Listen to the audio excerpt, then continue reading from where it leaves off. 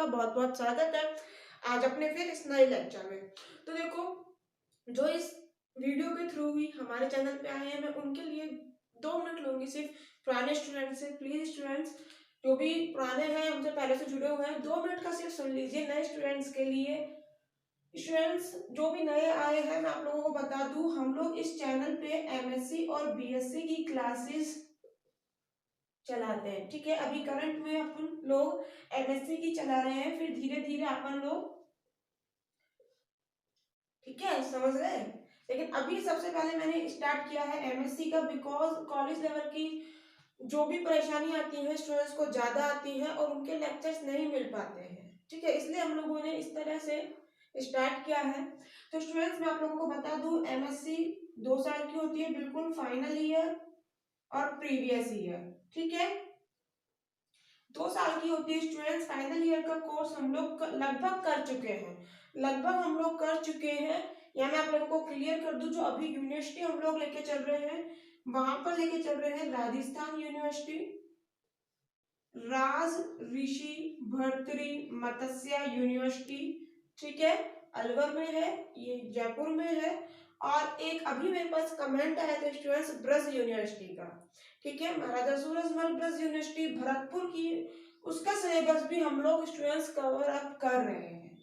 मैं आप लोगों से जैसा कि हमेशा कहती हूँ, ये ब्रज यूनिवर्सिटी कि जिस भी यूनिवर्सिटी के आप हैं, मुझे कमेंट बॉक्स में बताइए, आप लोगों का सिलेबस देखा जाएगा। जैसे ही स्टूडेंट ने बताया मुझे, मैंने उसका सिलेबस देखा, उसको स्टडी किया, बुक्स वगैरह देखी। ठीक है, तो स्टूडेंट्स अगर आप किसी और यूनिवर्सिटी के हैं तो फिर मुझे बताइए कमेंट बॉक्स में, जिससे कि आपकी यूनिवर्सिटी भी यहाँ पर इंक्लूड हो सके और उसके अकॉर्डिंग भी मैं यहाँ पर पढ़ा सकूँ। ठीक है, देखो ज्यादा अंतर तो होता नहीं है, सिलेबस बिल्कुल तीनों यूनिवर्सिटी का सेम है, कहीं कोई दिक्कत नहीं है। यहाँ पर जो है 5 यूनिट है। ठीक है, जो पेपर अभी हमारा चल रहा है उसके अकॉर्डिंग मैं बता रही हूँ। अच्छा ठीक है, मैं भी इसका रुक के बताती हूँ। जो भी स्टूडेंट है ब्रज यूनिवर्सिटी का, आपको स्टूडेंट मैं अभी बताती हूँ, बट एक बार ये क्लियर कर दे। तो देखो, एमएससी फाइनल का हम लोग सिलेबस कवर अप कर चुके हैं, प्रीवियस का हमने अभी स्टार्ट किया है। ये आज का अपना लेक्चर सेकंड ही है। लेक्चर फर्स्ट का लिंक आप लोग डिस्क्रिप्शन बॉक्स में देख सकते हैं, वहां से ले लीजिए। ठीक है, फर्स्ट लेक्चर था, इंपॉर्टेंट था, बेसिक वहां बता दिया गया है। तो स्टूडेंट्स प्रीवियस की अभी क्लास चल रही है। कितने पेपर होते हैं आप लोगों के? 5। ठीक है, सभी को पता है 5 पेपर है, वो सब हम चीज डिस्कस कर चुके हैं फर्स्ट लेक्चर में, आप लोग प्लीज वहां से ले लीजिए। ठीक है, तो प्रीवियस में 5 पेपर में से स्टूडेंट्स अभी हमने स्टार्ट करा है paper first. Paper first start करा है अलजेब्रा। ठीक है, एडवांस एब्स्ट्रैक्ट अलजेब्रा, वो हमने स्टार्ट करा है, आज उसका सेकंड लेक्चर है। तो स्टूडेंट्स अब आते हैं यहाँ पर, तो मैं बता रही थी सिलेबस में कोई ज्यादा अंतर नहीं होता है। यहाँ पर 5 यूनिट है, यहाँ पर थी 4 यूनिट। ठीक है, तो आप लोग समझ रहे हैं, यहाँ पर जितना भी सिलेबस है वो उसे 4 यूनिट में ही कवर कर दिया, बस इतना सा अंतर है और कोई कहीं दिक्कत नहीं है। जो भी हम टॉपिक्स पढ़ेंगे वो सभी टॉपिक्स यूनिवर्सिटी में है। ठीक है, क्लियर हुआ? तो जितनी भी यूनिवर्सिटी का हम लोग सिलेबस कर रहे हैं स्टूडेंट्स, सारे आप लोगों को मिलेंगे हमारे चैनल पे। ठीक है, हम लोग पूरा कवर अप कर रहे हैं जो भी सिलेबस है। तो स्टार्ट करें आज का, इतना पूरा हुआ। फिर भी कोई कंफ्यूजन है मुझसे कमेंट बॉक्स में पूछ लीजिए। चलिए स्टूडेंट्स, तो अब स्टार्ट करते हैं हम लोग। हम लोगों ने प्रीवियस लेक्चर में पढ़ा था वेक्टर स्पेस। ठीक है, वेक्टर स्पेस क्या होता है मैंने आप लोगों को प्रीवियस लेक्चर नंबर 1 में बता दिया है, आप लोग प्लीज देख लीजिए। आज हम लोग डिस्कस करेंगे linear transformation on vector spaces. इसलिए मैंने पहले वेक्टर स्पेस बताया था आप लोगों को होता क्या है। तो देखो students, linear transformation on vector spaces ध्यान से सुनिएगा, बहुत इंपॉर्टेंट है। वेक्टर स्पेसेस यानी कि कोई भी हम वेक्टर स्पेस ले लेते हैं। चलिए, मैंने 2 वेक्टर स्पेस ले लिए, एक VF और सेकंड ले लिया V'(F). ठीक है, 2 वेक्टर स्पेस है, सेम फील्ड F पे डिफाइन है। ये क्या होता है? फील्ड। अभी हम लिखेंगे प्रॉपर डेफिनेशन, एक बार समझ लीजिए। ठीक है, ये क्या है? फील्ड। दोनों में फील्ड सेम है, कोई चेंज नहीं है। वेक्टर स्पेस यहाँ पर क्या है? V, यहाँ क्या है? V', यानी कि ये वाला सेट चेंज हो गया वेक्टर्स का, यहाँ पर सेट चेंज हो गया वेक्टर का। मैंने बताया था फील्ड के एलिमेंट को क्या कहते हैं? इस फील्ड F में जो भी एलिमेंट है, ठीक है, एक सेट ही तो है ना, फील्ड एक सेट होता है। अब एक चीज देखो, पुरानी डेफिनेशन है, ये आप लोगों ने पता होना चाहिए। फील्ड क्या होता है, रिंग क्या होता है, ठीक है, ये आप लोग बीएससी में पढ़ कर आए हैं। तो स्टूडेंट्स ये भी एक सेट है, और वी भी क्या होता है, एक सेट। जब मैंने वेक्टर स्पेस की डेफिनेशन बताई थी तो आप लोगों को क्लियर करा था अच्छे से। तो मैंने बताया था जो फील्ड एफ के वेक्टर, सॉरी, फील्ड एफ के जो एलिमेंट होते हैं उन्हें हम लोग कहते हैं स्केलर्स, और जो वी वेक्टर स्पेस के जो एलिमेंट होते हैं उन्हें हम लोग कहते हैं वेक्टर्स। ठीक है, तो यहाँ पर दोनों में फील्ड अपन ने सेम लिया है, और सेट जो है वेक्टर्स का वो अलग अलग है। क्लियर हुआ? लीनियर ट्रांसफॉर्मेशन कुछ भी नहीं, एक मैपिंग है, एक फंक्शन है। ठीक है, ध्यान से सुनना, लीनियर ट्रांसफॉर्मेशन कुछ भी नहीं, एक मैपिंग है, एक फंक्शन है, और कुछ भी नहीं है। कोई भी फंक्शन कैसे डिफाइन करते हो, एफ कोई फंक्शन लिया, ए से बी में डिफाइन कर दिया। ठीक है जी, तो लीनियर ट्रांसफॉर्मेशन डिफाइन करना है वेक्टर स्पेस पे, तो वी से वी डैश में। जैसे फंक्शन कहते हो ना, ये भी टी ट्रांसफॉर्मेशन एक फंक्शन ही है, लेकिन इसे लीनियर ट्रांसफॉर्मेशन कब कह देते हैं, यदि ये जो टी है ना, ये दो कंडीशन सेटिस्फाई कर दे। समझ आया? टी क्या है, एक लीनियर ट्रांसफॉर्मेशन है, मतलब एक मैपिंग ही है, एक फंक्शन ही है। यहाँ बहुत बच्चे कंफ्यूज होते हैं, ध्यान रखिएगा।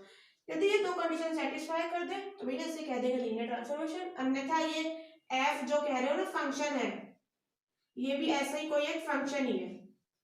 टी का मतलब ये नहीं होगा लीनियर ट्रांसफॉर्मेशन, ये भी एक फंक्शन ही है। यदि दो कंडीशन सेटिस्फाई कर देता है तो इस टी का मतलब हम कह देंगे क्या, लीनियर ट्रांसफॉर्मेशन, एल टी। चलिए दो कंडीशन क्या है, T alpha plus beta is equal to होता है टी, सॉरी सॉरी स्टूडेंट्स, इससे आप कंफ्यूज हो जाएंगे। आप लोग ऐसा करिए, ऐसा करना, जो वेक्टर आप ले रहे हो ना, v में से या फिर v डैश में से ले रहे हो, है ना, तो ऐसा करो, वेक्टर्स को आप लोग v1 v2 v3 इस तरह से शो कर लो, नहीं तो कंफ्यूज हो जाओगे। ठीक है, ये वेक्टर्स हो गए, और स्केलर को शो कर लो अल्फा बीटा गामा इन से। ठीक है, हम लोग पूरा सिलेबस में ऐसे यूज करेंगे। तो क्या होती है, यदि t v1 plus v2 is equal to आ जाए t v1 plus T v2, ठीक है, ये कोई मल्टीप्लाई नहीं है, फंक्शन लिखते हो ना एफ एक्स, बस ये एक्स वही है, ये पूरा एक्स है। ठीक है, और सेकंड कंडीशन है T alpha multiply V is equal to आ जाए अल्फा बाहर टी वी, जहां पर जो ये अल्फा है ये बिलोंग कर रहा है फील्ड एफ से, और जो v है v1 है, ठीक है, और ये जो v2 है v1 v2 ये बिलोंग कर रहे हैं आपके v से। क्लियर हुआ? यदि दो कंडीशन सेटिस्फाई हो जाती है तो भैया इसे कहते हैं लीनियर ट्रांसफॉर्मेशन, और कुछ भी नहीं है, बहुत इजी है। समझ आया यहाँ तक? कहीं कोई दिक्कत नहीं? तो देखिए स्टूडेंट्स, इसके बाद आता है लीनियर ट्रांसफॉर्मेशन के बाद आप लोगों ने एक टर्म और पढ़ी होगी, ऑपरेटर, लीनियर ऑपरेटर। फिर एक टर्म और पढ़ते हैं लीनियर, मैंने पता है अभी मैंने फाइनल ईयर का पढ़ा हुआ है, तो फाइनल ईयर में भी वेक्टर स्पेस था, तो वहां पर बच्चे कंफ्यूज हो रहे थे ट्रांसफॉर्मेशन और ऑपरेटर में, तो आप लोगों का फर्स्ट ईयर में क्लियर हो जाना चाहिए। मैं अभी बता देती हूँ, लीनियर फंक्शनल एक और टर्म है, ट्रांसफॉर्मेशन क्लियर हुआ, ऑपरेटर और फंक्शनल दो टर्म अभी बतानी है, इसे एक बार देखना है, नोट करना है, कर लो, नहीं तो मैं डेफिनेशन पूरी लिखती हूँ, आप लोग उसे अच्छे से लिखिएगा। चलिए देखिए, लीनियर ट्रांसफॉर्मेशन एलटी लिखेंगे शॉर्ट में अपन, let v and v dash be vector space over a field f, ठीक है, अ मैपिंग t b से v डैश में is called a linear transformation if for all uv belongs to v के लिए। ये v क्या है, ये वाला वेक्टर स्पेस, ये तो समझ आ गया ना, यहाँ पर v डैश क्यों नहीं लिया, ये समझ नहीं है आप लोगों को। ये आप यहाँ पर आप लोगों ने t कहाँ अप्लाई करा है, v से v डैश में, तो यहाँ पर जो एलिमेंट आएंगे वो v से ही तो आएंगे, और जो अब इसका वैल्यू आएगा, जैसे मान लो इसका वैल्यू आया कैपिटल A, मान लो ये कैपिटल A बिलोंग करेगा v डैश में, ऐसे ही तो होता है ना, फंक्शन डिफाइन करते हैं स्टूडेंट्स f a से b में, f x is equal to y आ रहा है, तो ये y है, ये बिलोंग करेगा b में, और जो ये x है ये बिलोंग करेगा a में। इसी तरह से तो है ना, तो यहाँ पर आप लोग क्या ले रहे हो, u प्लस v, तो u v कहाँ से होने चाहिए, कैपिटल V से, और V क्या है, एक वेक्टर स्पेस है, तो अगर U और V कैपिटल V में है तो U प्लस V भी कहाँ होने चाहिए, कैपिटल V में, क्योंकि अब याद नहीं आप लोगों को मैंने बताया था ना V एक वेक्टर स्पेस है। वेक्टर स्पेस होने के लिए कंडीशन थी कुछ ना कुछ, इसमें फर्स्ट कंडीशन थी अबेलियन ग्रुप। अब ग्रुप आ गया तो इस तरह से पता है आप लोग लिंक कीजिए। वेक्टर स्पेस कब होगा, वेक्टर स्पेस होने के लिए भैया सबसे पहले क्या चाहिए, वेक्टर स्पेस होने के लिए कंडीशन थी ना फर्स्ट, उसमें क्या थी, अबेलियन ग्रुप। वेक्टर स्पेस होने के लिए सबसे पहले अबेलियन ग्रुप होना पड़ेगा, और भी कंडीशन है लेकिन ये मैं जो यहाँ पर यूज आ रही वो बता रही हूँ, ठीक है। अबेलियन ग्रुप होना पड़ेगा, और अबेलियन ग्रुप की आप लोगों ने पता हो तो प्रॉपर्टीज होती हैं कुछ, closure property, associative property. Closure property क्या बताती है, और भी प्रॉपर्टीज है ना, सारी मैंने फर्स्ट लेक्चर में डिस्कस करिए, आप लोग प्लीज उसे लीजिए स्टूडेंट्स। यहाँ पर मैं कोई नहीं चाहती आप लोगों को कंफ्यूजन हो, इसलिए बार बार डिस्कस करती हूँ। क्लोजर प्रॉपर्टी क्या बताती है कि यदि तुमने u और v कोई कैपिटल V में लिए हैं तो u प्लस v भी कैपिटल V में होगा, है ना। वेक्टर स्पेस V क्या है, वेक्टर स्पेस V क्या है, वेक्टर स्पेस, ये कंडीशन होती है ना, तो वहां से आप लोगों को क्लियर हुआ।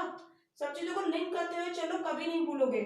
u प्लस v कहाँ होगा, कैपिटल V में, और जो ये जो टर्म आ रही टी यू ये कहाँ होगी, v डैश में। टी यू कहाँ होगा, v डैश में, टी वी कहाँ होगा, v डैश में। क्लियर हुआ, इसलिए u और v कहाँ बिलोंग कर रहे हैं, कैपिटल V में, ना कि v डैश में। क्लियर, चलिए। And all alpha belongs to f, scalar है, f में फील्ड में बिलोंग करेगा। यदि ये दो कंडीशन सेटिस्फाई कर देता है तो भैया कह देना इस टी को लीनियर ट्रांसफॉर्मेशन।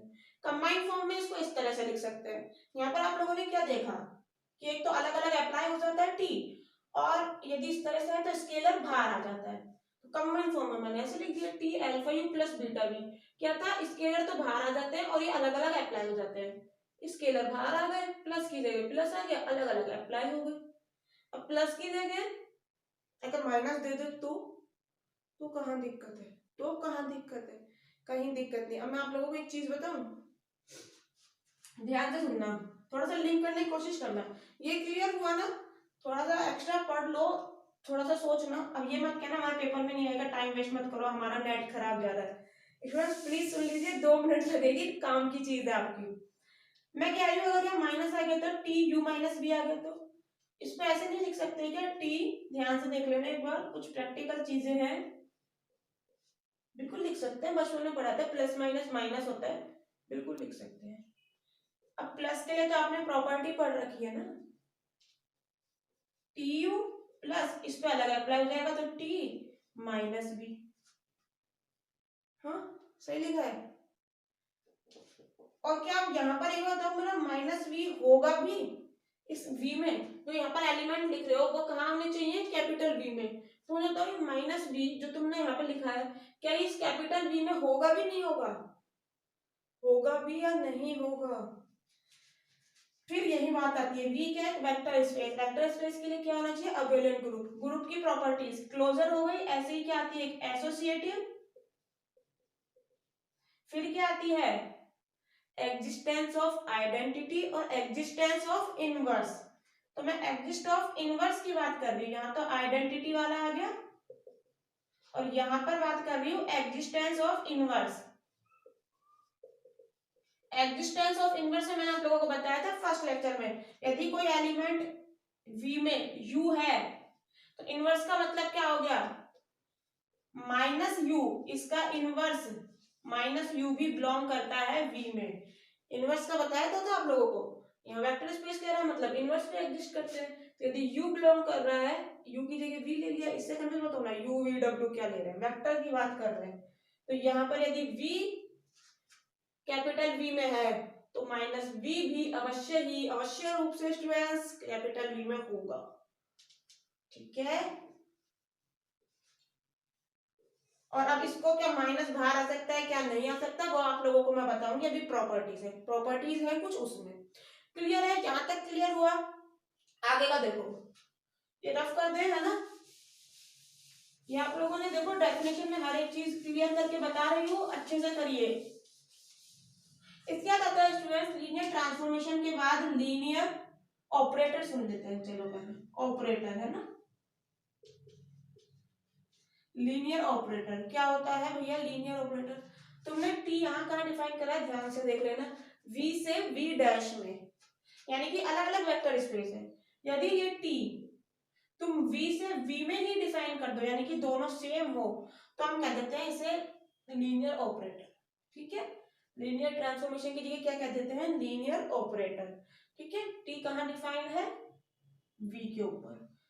बस इतना सा है, लेकिन फिर भी कंफ्यूज हो जाते हैं भैया। आप कंफ्यूज मत होना। ठीक है, ये क्या है अब? Linear functional, FUNCTIONAL। Linear functional क्या होता है? यदि टी वी से एफ में डिफाइन हो जाए, ये समझ आया ना? वेक्टर स्पेस से डिफाइन कहाँ हो रहा है? फील्ड एफ पे। ये वेक्टर स्पेस कहाँ डिफाइन हो रहा है? बिल्कुल एफ पे। इस वी का मतलब यही है, वी एफ। और जो ये फील्ड एफ है ना, ये खुद पे ही डिफाइन है। ये एफ एक वेक्टर स्पेस है। ये एफ, वी का मतलब बिल्कुल समझ आता है, वेक्टर। वी कैपिटल लेटर से वेक्टर स्पेस। ये एफ भी एक वेक्टर स्पेस है। किस पे डिफाइन है? खुद पे ही, फील्ड एफ पे। यानी कि जो ये फील्ड तुम यहाँ पर लेके चल रहे हो ना, इसे मैंने यहाँ दी वेक्टर स्पेस बना दिया, और ये डिफाइन एफ पे ही है बिल्कुल सेम। तब हम कहते हैं इसे लीनियर फंक्शनल। क्लियर हुआ? वी से वी डैश में है, लीनियर ट्रांसफॉर्मेशन। वी से वी में है, लीनियर ऑपरेटर। वी से एफ में है, लीनियर फंक्शनल। यहाँ तक क्लियर होने के बाद स्टूडेंट्स कभी मत भूलना, नेट तक के मतलब यूजफुल एक चीज है। इसके बाद आता है students identity map. Identity map क्या होती है? आप लोग पढ़कर भी आए होंगे शायद, क्या पढ़ी होगी। आइडेंटिटी मैप होती है, जैसे कोई भी आप लोगों ने ले रखी है, एफ से मान लो, ठीक है, F X is equal to X ही आ जाए, यानी कि जो यहाँ पर है ना एलिमेंट वही आ जाए, तो हम इसे कहते हैं आइडेंटिटी मैप। ठीक है, और जो आइडेंटिटी मैप होती है ना, एक लीनियर ट्रांसफॉर्मेशन होती है। आइडेंटिटी मैप क्या होती है? एक लीनियर ट्रांसफॉर्मेशन होती है। ध्यान रखना, हमेशा बहुत यूजफुल चीज है। यदि आप लोगों को मेरे पर विश्वास नहीं है तो प्रूफ करके देख लो ना। लीनियर ट्रांसफॉर्मेशन की है तो सिर्फ दो कंडीशन मैंने क्या बताया? आइडेंटिटी मैप एक लीनियर ट्रांसफॉर्मेशन। विश्वास नहीं होगा? अच्छा भैया, आइडेंटिटी मैप होती क्या है? अभी अभी मैंने बताई, F X is equal to X आता है। कंडीशन सेटिस्फाई करो। जब तो अगर कंडीशन सेटिस्फाई हो गई तो मैं लिख दूंगी टी एक्स बराबर एक्स। टी मतलब लीनियर ट्रांसफॉर्मेशन। ठीक है, अच्छा जी, कंडीशन सेटिस्फाई कराओ। इस तरह से डिफाइन होता है। तो यहाँ पर क्या है? टी यू प्लस बी, ये आ जाना चाहिए। अच्छा जी, देखते हैं यहाँ पर क्या लिखा हुआ है। एफ एक्स होता है तो एक्स आ जाता है। यहाँ पे यू प्लस बी है तो यू प्लस बी आ जाएगा। अब यहाँ पर क्या है? टी यू और टी बी। ठीक है, ये समझ आया आप लोगों को? इसकी वैल्यू निकाल ली। अपन ने क्या करना है? इन दोनों को इक्वल, एलएचएस निकाला। अब आरएचएस निकालो। आरएचएस में क्या है?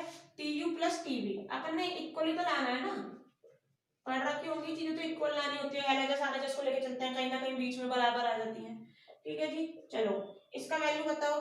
क्या तुमने क्या ले रखा है? आइडेंटिटी मैप में एफ एक्स बराबर एक्स आ जाता है, मतलब टी यू बराबर यू आ जाएगा और टीवी बराबर वी आ जाएगा। क्या एलएचएस और आरएचएस बराबर नहीं है? बिल्कुल बराबर है। First condition satisfy. अच्छा जी, सेकंड कंडीशन, और T alpha V alpha u क्या आएगा यहाँ पर? कैसे? अच्छा, वही एलिमेंट आ जाता है। अच्छा जी, अल्फा यू, इसे लो। आरएचएस में क्या है? Alpha T U. Alpha is it is T U का क्या हो जाएगा? मैप क्या बताती है? अंदर वाला एलिमेंट एज इट इज रहता है। क्या ये सेम नहीं है? भैया दोनों कंडीशन सेटिस्फाई हो गई, समझ आ गया। आइडेंटिटी मैप लीनियर ट्रांसफॉर्मेशन होती है। चलिए, इस तरह से आप लोग स्टूडेंट्स खुद कोशिश करिए। आइडेंटिटी मैप के तत्पश्चात आती है जीरो मैप। बोर मत होइए स्टूडेंट्स, ये पता है आप लोगों को एक जगह मिल गई ना चीजें, इसलिए इजी लग रही है। जब ढूंढनी पड़ती है ना बुक्स में, जब बहुत टिपिकल हो जाता है, ठीक है, भूल जाता है। एक जगह चीजें मिल रही है, यहाँ पर आप कभी कंफ्यूज नहीं हो गए। मैं खुद बता रही हूँ, मेरी मैं कंफ्यूज थी, कब फंक्शनल हो जाता है, कब ऑपरेटर हो जाता है, ठीक है, ये तो याद रहता है, इनमें कंफ्यूज होता है। लेकिन अब एक जगह लिखी है, आप लोगों को याद रहेगी, इसीलिए एक जगह लिखवाया है, ठीक है। तो देखिए आप लोग लिखते हुए जाइए चीजें। जीरो मैप क्या होता है? जीरो मैप का मतलब है कोई भी एलिमेंट आ जाए भैया वैल्यू जीरो ही देगा वो।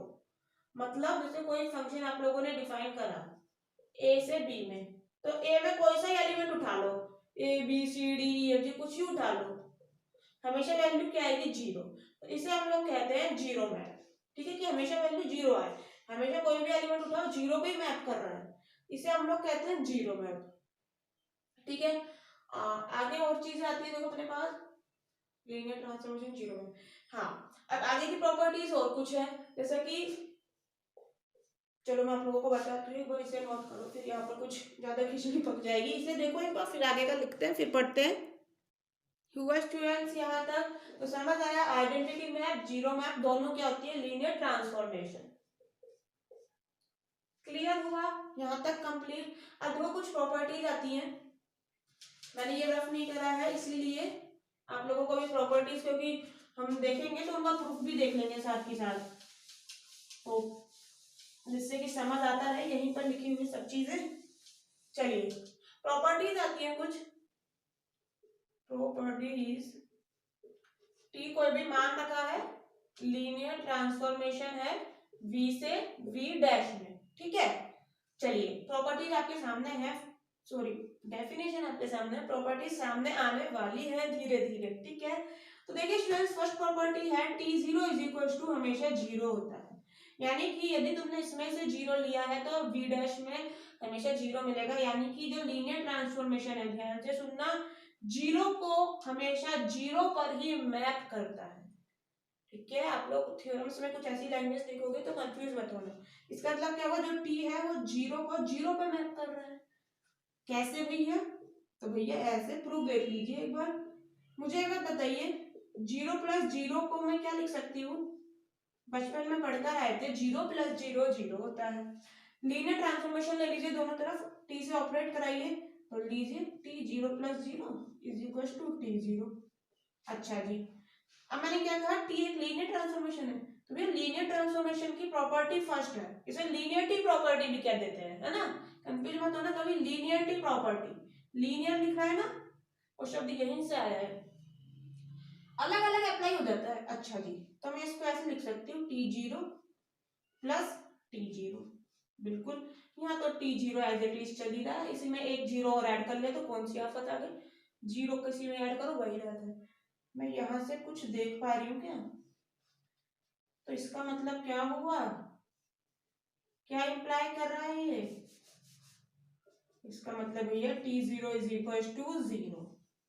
क्या मैंने यहाँ पर गलत लिखा था? समझ आया नहीं आया? एक बार दोबारा देखो, पीछे करो वीडियो को, फिर देखो स्टूडेंट्स। क्लियर? सेकंड प्रॉपर्टी आती है आप लोगों के पास, जो अभी अपन ने यहाँ पर बताई थी ना मैंने, कि लास्ट में बताऊंगी, T minus U is equal to होता है माइनस टी। बहुत ज्यादा इंपॉर्टेंट है, बहुत बच्चे कंफ्यूज होते हैं। अभी आप लोगों को सब चीजें इजी लग रही हैं क्योंकि अभी समझाई जा रही है, बाद में भूल जाते हैं, इसीलिए साथ के साथ लिखते जाओ, याद करते जाओ। यानी कि माइनस बाहर आ जाता है। अच्छा जी, समझ नहीं आया कैसे? तो समझ लेते हैं स्टूडेंट्स, कहाँ दिक्कत है। समझने की चीज ऐसी है, क्या मैं ऐसा लिख सकती हूँ, u minus U is equal to T zero? बिल्कुल जी, जीरो में से सॉरी u में से u है, जीरो ही बचता है। अच्छा जी, क्या मैं इसको ऐसे लिख सकती हूँ, t, ध्यान से देखना, u प्लस माइनस यू, बिल्कुल लिख सकते हैं, ये चीज अभी हमने करी थी ना, ठीक है। लीनियरिटी प्रॉपर्टी, लीनियर ट्रांसफॉर्मेशन कह रहे हो ना, तो भैया दो प्रॉपर्टी है उसकी, इन्हें यूज तो करो। मैंने यहाँ पर यूज करना चाहिए, टी इस पे अलग अप्लाई हो जाएगा, इज इक्वल टू अपने पास टी जीरो चल ही रहा है भैया। यदि हम यहाँ कुछ देख पा रहे हैं तो टी यू, टी जीरो का value zero plus T minus U is equal to zero. अगर मैं यहाँ पर देखने की कोशिश कर रही हूँ तो T minus U is equal to, इसको इधर भेज दीजिए तो भैया माइनस साइन हो जाएगा, समझ आया, माइनस बाहर आ जाता है, यही मैंने कहा था ना, समझ आया।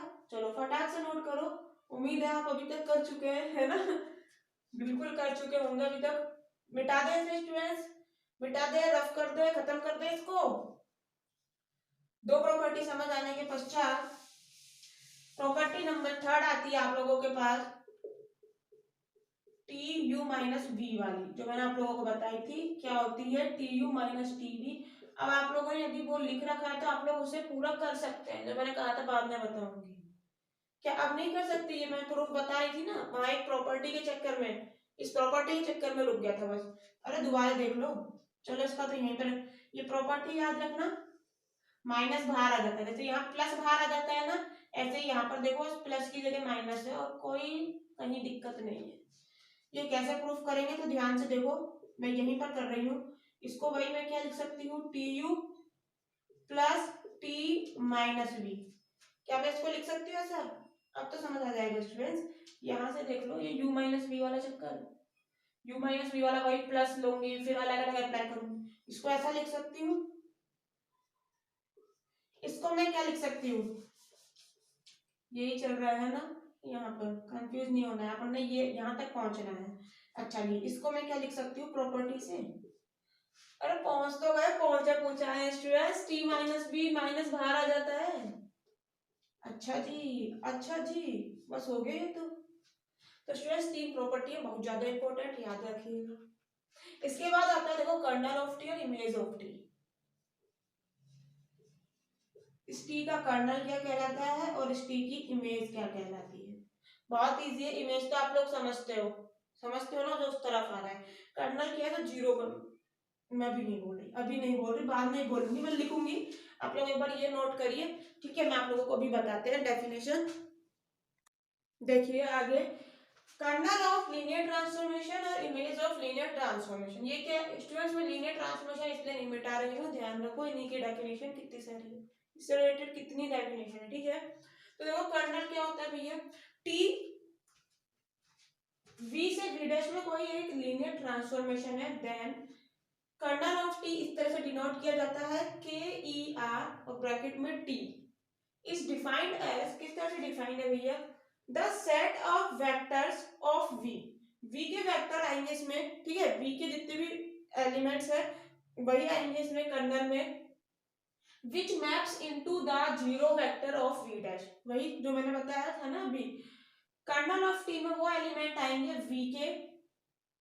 वी के, जैसे कि यहाँ कोई भी एलिमेंट है, u कहाँ बिलोंग कर रहा है, v से, कब कौन सा आएगा, जिससे कि भैया मैप हो रहे हैं जीरो वेक्टर पे v डैश के, v डैश में जो जीरो है ना, v डैश में जो जीरो है टी यू के बराबर नहीं आया, ये जीरो v डैश में क्यों, पहले बताओ मुझे, समझ आया, जीरो, मैं गारंटी है जीरो v डैश में होगा, ये बहुत जरूरी है, क्यों, v डैश क्या है, एक वेक्टर स्पेस। अब देखो वही पुरानी रामायण आ रही है, चलो यहाँ पर छोटे से होपचे में है ना बता देते हैं, v क्या है भैया, एक वेक्टर स्पेस, वेक्टर स्पेस के लिए क्या होना चाहिए, अबेलियन ग्रुप एजी, ठीक है।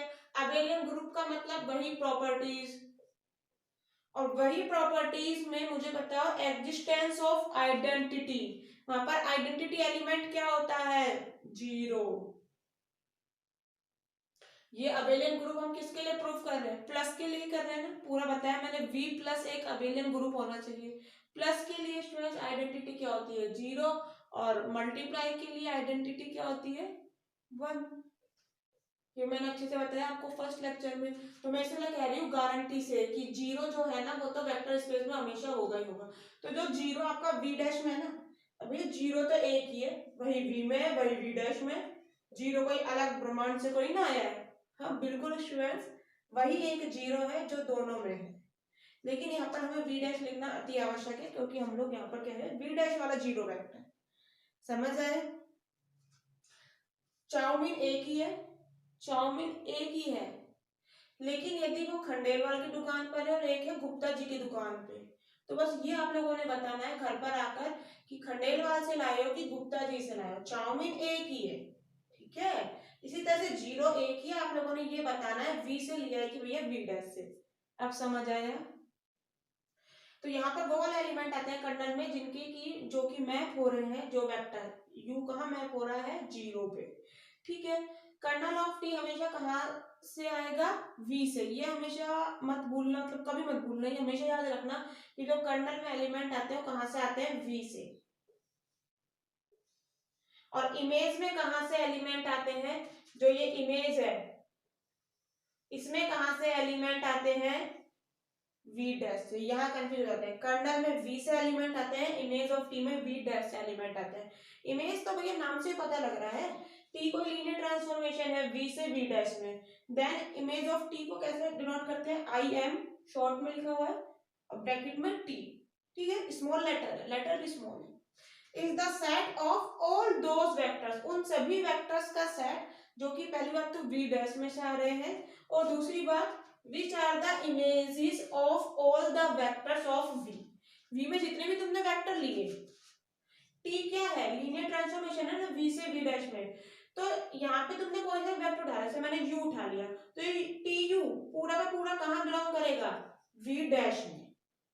समझ आया, यही तो कहा image of all the vectors of v, v के जितने भी वेक्टर हैं उनकी इमेज यानी कि tu, उन सभी का सेट क्या कहलाता है इमेज ऑफ टी, ठीक है। तो मैंने कहा ना इमेज ये कहाँ बिलोंग कर रही है वी डैश में, तो इसीलिए तो मैं कहती हूँ इमेज में जितने भी एलिमेंट हैं वो सारे वी डैश से आते हैं, ठीक है। अब इससे हमेशा दूर रहना कंफ्यूजन से कि वी डैश में तो और भी एलिमेंट है ना, जैसे वी डैश में कोई डब्ल्यू भी होगा, लेकिन यहाँ पे जो टी यू है, मान लो टी यू की वैल्यू, टी यू का इस्तेमाल लो आप, ये मत मानो, वी डैश में मान लो कोई एलिमेंट टी डब्ल्यू है, ठीक है, ये क्या है वी डैश में, टी डब्ल्यू कोई वी डैश में है, लेकिन डब्ल्यू कोई एलिमेंट वी में नहीं है। जब डब्ल्यू कोई एलिमेंट वी में नहीं है तो टी डब्ल्यू पॉसिबल ही नहीं है। जब डब्ल्यू वी में है ही नहीं तो टी डब्ल्यू क्या पॉसिबल है, बिल्कुल नहीं। यहाँ पर तो वो एलिमेंट आते हैं जो वी में है, तो भैया कभी टी डब्ल्यू क्या इमेज में आ पाएगा, अरे सवाल ही पैदा नहीं होता। जब टी डब्ल्यू भैया हो ही नहीं सकता, तो क्या कभी इमेज में आएगा, बिल्कुल नहीं। T W not belongs to image of T, लेकिन टी डब्ल्यू बिलोंग कर रहा है वी डैश में, तो इससे कंफ्यूज मत होना। कई बच्चे यहाँ पे सोच रहे थे कि image of T he equal हो जाए वी डैश के, नहीं, ऐसी भी तो एलिमेंट है भैया जो वी डैश में है परंतु इमेज ऑफ टी में नहीं है, जैसे कि मैंने एग्जांपल के थ्रू ये बताया आप लोगों को। क्लियर हुआ, यहाँ पर u कहाँ v से लिया, टी यू वी डैश में। स्टूडेंट्स ये डेफिनेशन अपनी यहाँ पर हो जाती है। इसके बाद पता है बहुत इंपॉर्टेंट थ्योरम्स करने वाले हैं जो कि एग्जाम में पूछी जाती है। इंपॉर्टेंट थ्योरम्स है, लगभग एग्जाम में पूछ ली जाती हैं, तो आप लोग प्लीज कल का लेक्चर लीजिएगा जरूर, जो प्रीवियस वाला है। आज का तो आप लोग ले ही रहे हैं और इससे आने वाले लेक्चर्स इंपॉर्टेंट होंगे एग्जाम के पॉइंट ऑफ व्यू से, तो आप लोगों से विनती है, रिक्वेस्ट है, आप लोग प्लीज लीजिए यदि एग्जाम में नंबर लाना चाहते हैं। यदि आप लोगों को फिक्र है कि आपका नेट पैक खत्म हो रहा है तो आपकी मर्जी, ठीक है, एज यू विश, ऐसा आपका मन करे आप लीजिए, नहीं लीजिए। तो स्टूडेंट्स आप लोग दोस्तों के साथ जरूर शेयर कर देना, बता देना उन्हें एमएससी की क्लासेस चल रही हैं ऑनलाइन, एग्जाम भी आने वाले हैं, ठीक है। और बाजार में, मैं तो बाजार ही बोलती हूँ स्टूडेंट्स, ठीक है, मार्केट में कोचिंग्स में पैसा देने से कोई फायदा नहीं है। एक पेपर के लगभग 5-6 हज़ार रुपये लिए जाते हैं, इसीलिए हम लोगों ने पहले एमएससी का स्टार्ट किया था बीएससी का ना करके, क्योंकि बीएससी की फीस 1500-1600, ठीक है, ज्यादा से ज्यादा 2000 एक पेपर की, लेकिन एमएससी का 5000 लेते हैं। थोड़ी सी दिक्कत होती है बच्चों को, इसीलिए हम लोगों ने स्टार्ट किया। चलो वो सब बातें छोड़ते हैं, पढ़िए, है ना, ठीक है। नेक्स्ट लेक्चर में हम लोग मिलते हैं।